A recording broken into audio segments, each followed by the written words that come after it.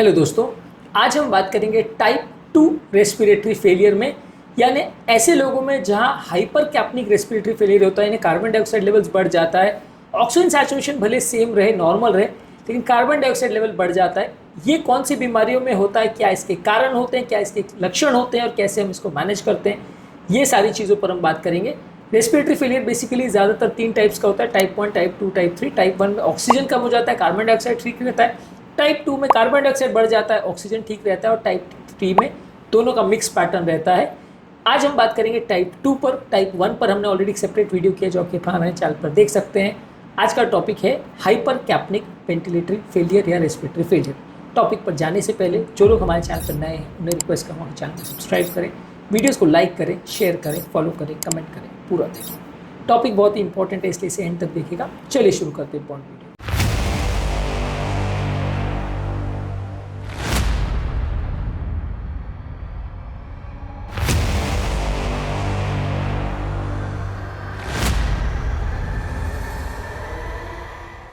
सबसे पहला type 2 respiratory failure basically hypercapnic respiratory failure होता है, जिसमें कार्बन डाइऑक्साइड लेवल्स बहुत ज़्यादा बढ़ जाता है, यानी कि CO2 लेवल्स बहुत ज़्यादा बढ़ जाता है। यहाँ पे साथ में हाइपोक्सीमिया हो सकता है, ऑक्सीजन सैचुरेशन कम हो सकता है, लेकिन कार्बन डाइऑक्साइड लेवल बढ़ता है, जो कि टाइप 1 में नहीं देखने को मिलता है। इसके कारण में सबसे इंपॉर्टेंट है सीवियर एस्थमा। अगर किसी व्यक्ति को जो बचपन में नलिया सिकुड़ जाने की वजह से होता है, एलर्जी की वजह से उसमें होता है, या इसी तरह की जो बीमारी उम्रदराज पेशेंट में देखने को मिलती है, यानी क्रॉनिक ऑब्स्ट्रक्टिव एयरवे डिजीज़, यानी chronic obstructive pulmonary disease, COPD या COD जो भी इसको बोलते हैं, इस बीमारी में भी ऐसा हो सकता है। वहाँ पे भी नलियाँ सिकुड़ जाती है रिएक्शन की वजह से, इन्फ्लेमेशन की वजह से। कुछ दवाइयों के ओवरडोज से वजह से हो सकता है, जैसे सीडेटिव्स और ओपियोइड्स। इसकी वजह से भी लोगों का जो है मस्कुलर एक्सचेंज जो है या कार्बन डाइऑक्साइड का एक्सचेंज वो कॉम्प्रोमाइज़ हो सकता है। कुछ न्यूरोमस्कुलर डिसऑर्डर जैसे माइस्थीनिया ग्रेविस और गिया-बारी सिंड्रोम, जिसमें बेसिकली आपका जो मसल्स रेस्पिरेशन में इन्वॉल्व है वो कॉम्प्रोमाइज़ हो जाती है। इसकी वजह से मसल मूव नहीं कर पाती है और इस वजह से भी कार्बन डाइऑक्साइड रिटेंशन हो सकता है। इसके अलावा किसी को अगर छाती की अबनॉर्मलिटीज़ है, यानी चेस्ट वॉल की अबनॉर्मलिटीज़ है, जिसकी वजह से लंग कंप्रेस हो गया, जैसे काइफोस्कोलियोस में रीढ़ की हड्डी टेढ़ी मेढ़ी होती है तो लंग्स के लिए स्पेस कम बचता है, तो वैसे लोगों में भी हो सकता है। इसके अलावा ओबेसिटी हाइपोवेंटिलेशन सिंड्रोम भी एक बीमारी है, यहाँ पे भी लोगों को टाइप 2 रेस्पिरेटरी फेलियर हो सकता है। ये सभी बीमारियों में कार्बन डाइऑक्साइड बढ़ जाता है, ऑक्सीजन कम हो जाता है। कैसा क्यों होता है इस पर बात करेंगे। बेसिकली इसके 2 पैथोफिजियोलॉजी है। एल्वुलर हाइपोवेंटिलेशन, यानी कि आम व्यक्ति को वेंटिलेशन जो है एल्वुलाई के लेवल पे वो कॉम्प्रोमाइज़ होता है, जिसकी वजह से CO2 रिटेंशन हो सकता है। इसका होने का कारण ये हो सकता है कि या तो रेस्पिरेटरी ड्राइव नहीं, यानी ब्रेन से मैसेज नहीं जा रहा किसी दवाई की वजह से या किसी बीमारी की वजह से कि आपको वेंटिलेट करना है, तो मसल्स प्रॉपर काम नहीं कर रही, जितना बार मसल्स को काम करना है वैसा नहीं कर पा रही। इसके अलावा मसल्स की कोई वीकनेस हो गई है, जैसे कोई न्यूरोमस्कुलर डिजीज है, जैसे गिया-बारी सिंड्रोम है, माइस्थीनिया ग्रेविस की मसल्स को सिग्नल तो जा रहा है लेकिन मसल ही इतनी ताकत नहीं है कि वो काम कर सके। या कोई ऐसी बीमारी है जिसकी वजह से अगर व्यक्ति को बहुत ज़्यादा ओबेसिटी है या काइफोस्कोलियोसिस है, तो इसकी वजह से छाती का स्पेस ही कम हो गया है, तो वर्क जो एक्स्ट्रा करना पड़ रहा है वो लंग्स को वो बहुत ज़्यादा हो जा रहा है। लंग्स की मसल्स को बहुत एक्स्ट्रा उस स्पेस कम होने की वजह से मेहनत करनी पड़ रही है, जिसकी वजह से वर्क ऑफ ब्रीदिंग बढ़ जा रहा है। इसके अलावा ऑब्वियसली सीवियर एस्थमा में या COPD में ऐसा हो सकता है कि जहाँ पे नलियों सिकुड़ जाने की वजह से बहुत ज़्यादा ऑक्सीजन एक्सचेंज नहीं हो पा रहा है, प्रॉपर्ली रिटेन हो जा रहा है, carbon dioxide proper flush out नहीं हो पा रही क्योंकि एक्सपिरेशन बढ़ जाता है इस तरह के केस में। और इसके अलावा होता है वेंटिलेशन परफ्यूजन मिसमैच, वो भी थोड़ा सा कॉन्ट्रीब्यूट करता है, लेकिन टाइप 1 में इसका कॉन्ट्रीब्यूशन ज़्यादा होता है, जहाँ पे हवा आ रही है ब्लड नहीं आ रहा है, या ब्लड आ रहा है हवा नहीं आ रहा है, इन दोनों में आपस में मिसमैच है वेंटिलेशन और ब्लड के एक्सचेंज में, तो वहाँ पे भी टाइप 2 रेस्पिरेटरी फेलियर हो सकता है, हालांकि टाइप 1 के चांसेस ज़्यादा है। इसके क्लिनिकल फीचर्स भी लगभग वैसे ही हैं, लेकिन थोड़ा सा फ़र्क है।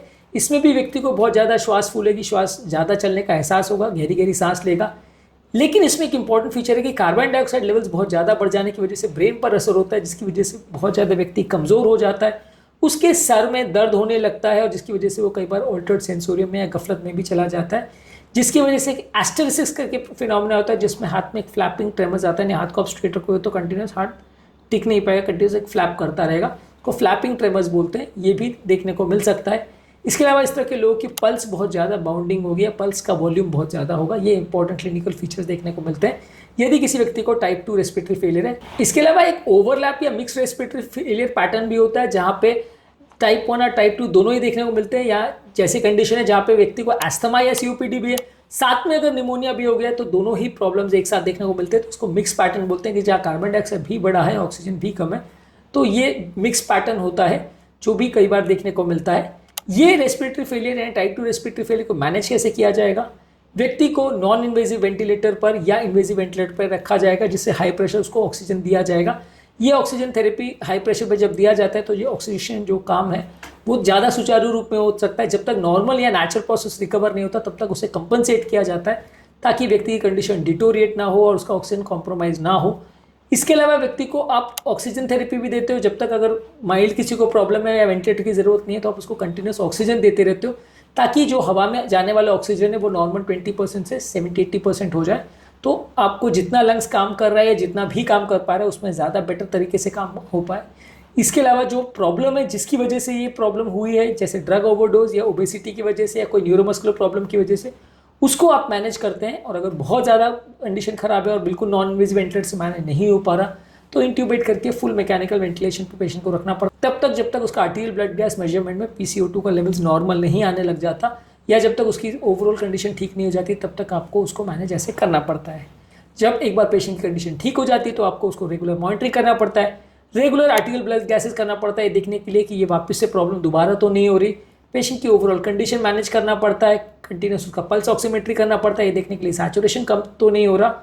और इसके अलावा पेशेंट का जो बीमारी है उसको रेगुलर मैनेज और मेंटेन करना पड़ता है, उसके लिए ट्रीटमेंट करना पड़ता है ताकि दोबारा ये तकलीफ ना आए। लॉन्ग टर्म फॉलोअप उसका करना पड़ता है, लॉन्ग टर्म उसकी मॉनिटरिंग उसकी आवश्यकता है लाइफ टाइम, ताकि उसको तकलीफ दोबारा ना आए, क्योंकि इस तरह की प्रॉब्लम्स वापस बार बार पलट के आ सकती हैं। आज के टॉपिक में हमने बात करी टाइप 2 वेंटिलेटर फेलियर या टाइप 2 रेस्पिरेटरी फेलियर के बारे में, जिसमें ब्लड का कार्बन डाइऑक्साइड लेवल्स बढ़ जाता है, ऑक्सीजन लेवल्स नॉर्मल रहता है। ये क्या होता है, किन कंडीशंस में होता है और क्या इसके कारण हैं, कैसे इसको ट्रीट करते हैं, इस बारे में हमने बात करी। टाइप 1 रेस्पिरेटरी फेलियर पर हमने अलग से बात करी है, और लंग्स की बाकी डील्स पर भी और भी बहुत सारे वीडियोस हमारे चैनल पर अवेलेबल हैं, इन सभी को चेकआउट करिए। टॉपिक एंड करने से पहले जो लोग हमारे चैनल पर नए हैं उन्हें रिक्वेस्ट करूँगा कि चैनल को सब्सक्राइब करें, वीडियोज़ को लाइक करें, शेयर करें, फॉलो करें, कमेंट करें, पूरा थैंक यू।